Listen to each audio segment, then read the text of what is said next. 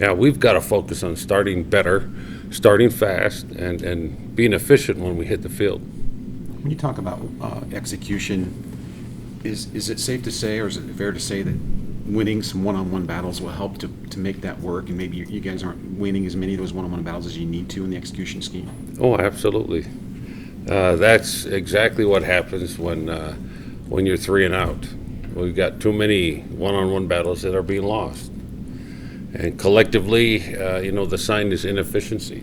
The BYU football team is on a 4-game losing streak and played probably their worst game of the year, maybe the worst game of the last few years, last time at Boise State, losing 55-30. The Cougars are trying to turn things around as they head to Middle Tennessee this week. I'm Jared Lloyd, sports editor for the Daily Herald and CougarBlue.com. Joining me, Darnell Dixon, the BYU football columnist. And Darnell, what do you think BYU's got to do to turn it around? Because that last performance was just bad. Well, you said it was one of the worst in recent memory, and certainly really the only way to go is up from there. You really can't play much worse than they did in that game.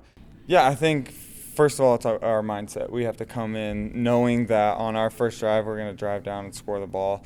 And regardless of what happens on the other side of the ball, we can't let that affect how the offense plays. And I feel like we've done that at times. They've driven down, scored, kicked a field goal at first drive, and it's gotten us down. We've had bad body language we're really working on. I think getting off to a good start is going to be big for them. You got to be able to have something to build off of.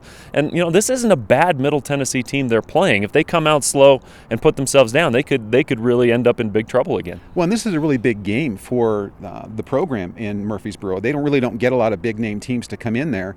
And BYU, even though they're struggling this year, is a big-name team. So it'd be a really big feather in the cap of that program to beat BYU. This is, again, creating a mindset more than anything, and coming out and being ready, those types of things. But the physical, intangible part of this has always been there. So more mental than physical. Yeah, absolutely. They need to be a little bit more aggressive, particularly early on. Take some shots, make that defense aware, hey, we're going to come right after you. We're not just going to try and, run the ball really conservatively. And Christian Stewart wouldn't share with us any trick plays, but I think they're in the book, and you might need to do some things that aren't in the norm for your offense to break out of this slump.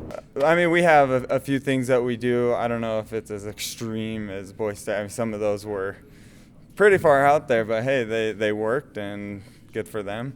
I feel like we don't really need trick plays to be able to score. We have a dynamic enough offense that we can hit you from all different angles. Heading to Middle Tennessee, Murfreesboro, just outside of Nashville. Saturday, it's a 1:30 p.m. kickoff, so it's an afternoon game. What is that? I don't really understand what that means. You're not used to not seeing the game under the lights. Yeah. It'll be fun to have an afternoon game. Looking forward to see how the Cougars bounce back.